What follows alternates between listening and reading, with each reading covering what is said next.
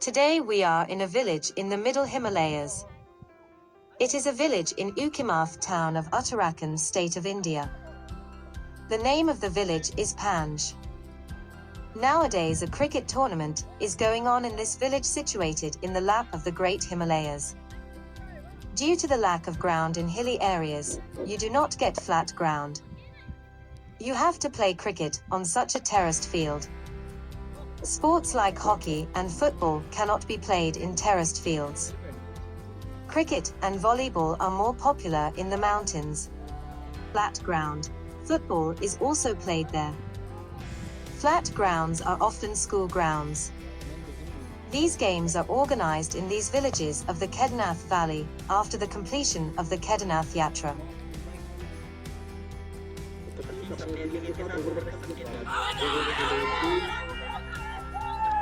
Year after year, the amount of money given to the winners of these games is increasing, due to which players from all over the state and outside the state are also coming to the mountains to play cricket.